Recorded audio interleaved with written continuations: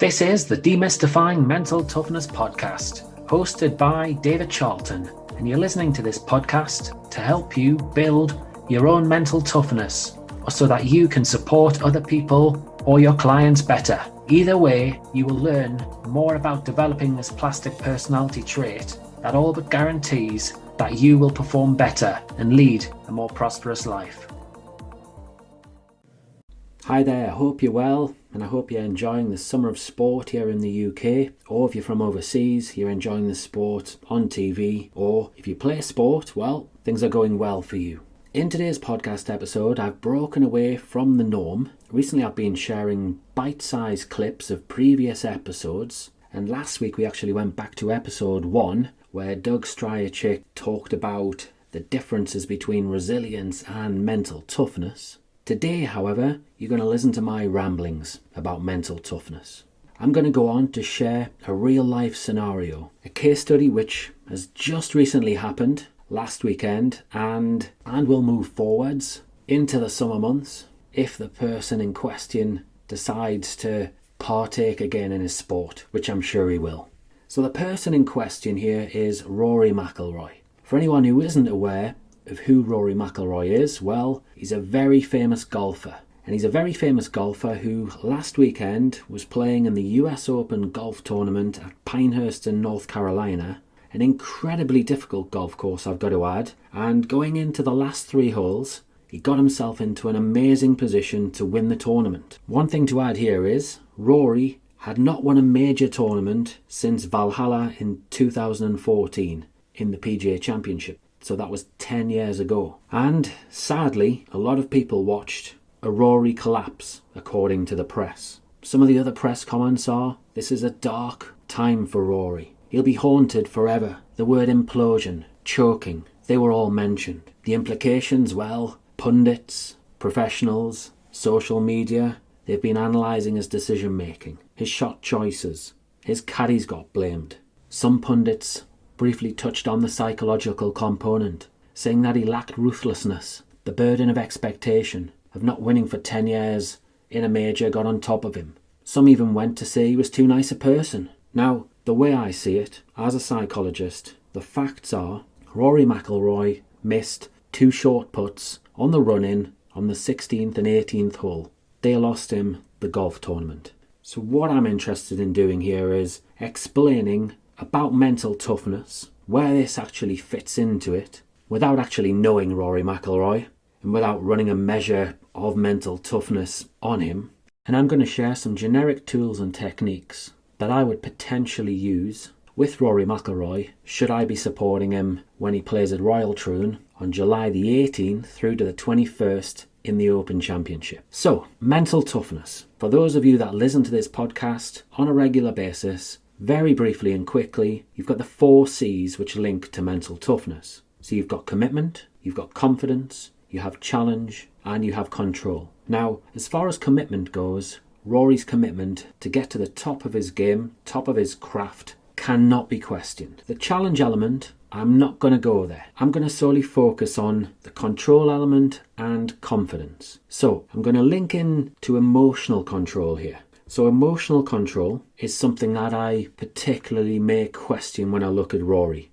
Numerous times he's been in clutch situations now and he's made errors with his decisions. When you look at communication from Rory, he can be quite animated on occasions, certainly when he's talked about live in the past. And this is obviously part of Rory's personality. When it comes down to golf, when we're under pressure, when we're under lots of pressure, naturally our emotions are going to be heightened. In his case, with these 2 short putts that he missed, his fine motor skills are going to be impaired. Or was it that his luck just simply ran out? After all, both putts did actually catch the hole. It wasn't like he shanked the putter. And then the second factor, the second element of mental toughness I'm going to question here is confidence in ability. You would expect that Rory's confidence in his ability would be very high, given everything that he's achieved in his career. However, is there a chink, I wonder? When the pressure's really on, maybe situational confidence creeps in here, where there's a slight doubt about his ability to win in clutch situations. And if you combine the two factors, the emotional control and the confidence, as well as the situation that he found himself in, perhaps this is the reason why Rory isn't now the US Open champion of 2024. So let's have a think about this in more detail now. When we link the emotional control and the confidence together as a combination. So in this situation, I'd imagine he's going to be feeling uncomfortable. I alluded to the fact his arousal levels are going to be heightened. He's going to be excited. He's going to be nervous. His thoughts, well, they may well have been racing to the future, predicting what might happen in 1, 2 holes. He might have been predicting and picturing himself picking up the trophy. He could well have been in the past as well, where fear may well have kicked in, where he's seen flashbacks, memories of things that have happened in the past. Obviously we know that he hadn't won a major for 10 years, and we know he's been in some good positions in the past, so that certainly could have influenced it. He's had some marital issues going on in the background, by all accords, according to the media. He hasn't spoken about them, which is fair enough.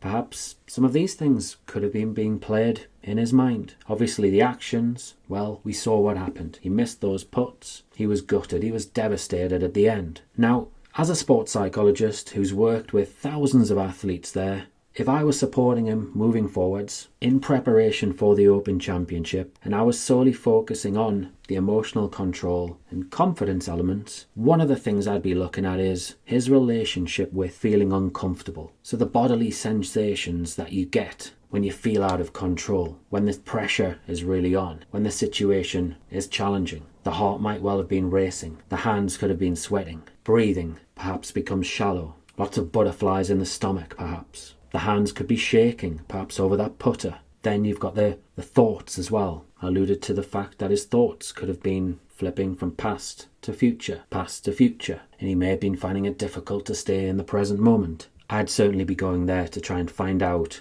what happens for him, not just in this situation, but what's happened in the past, and then we try and help him moving forwards. Another thing I'd like to understand would be his relationship with confidence. Many people I've supported need to feel confident. And if we're honest, if we're in this situation, we're under pressure, lots of pressure, we haven't won a major for 10 years, we really want to win, we're massively highly motivated to win, feeling confident potentially is a very unlikely feeling.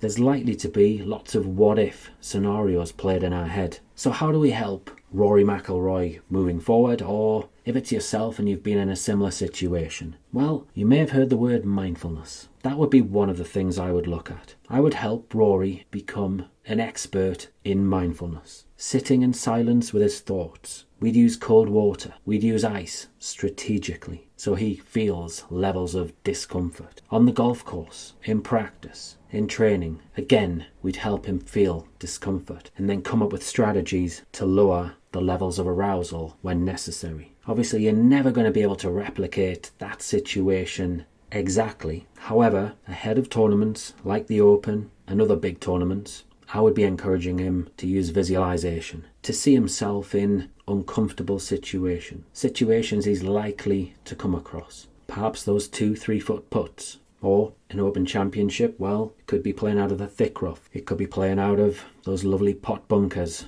that links golf presents itself with. We'd be trying to help him relive some of those emotional experiences that he's gone through. So yeah, it would be difficult. He'd be going to dark places, if you like. It wouldn't be nice, but it would be a necessity in order for him to process what has happened and then to be better prepared next time and then moving forwards. So that's right, to sum up, moving forwards, my feeling is Rory needs a process or a set of processes in place to deal with uncomfortable situations, with difficult emotions, challenging thoughts. And then, given his talents, there is absolutely no reason why he couldn't process what's happened and go and win the British Open, as well as numerous majors over the coming years. I hope you've enjoyed this episode. It's been a little bit different from the norm, as I alluded to. I haven't done an individual episode like this for a little while. Hope you've enjoyed it. For more tips and tricks, please do sign up to the Mental Edge newsletter. Currently, the Mental Edge is going to go out every month for the next few months as I recharge my batteries. Enjoy the British summer if it does arrive. Until next time, have a fantastic week.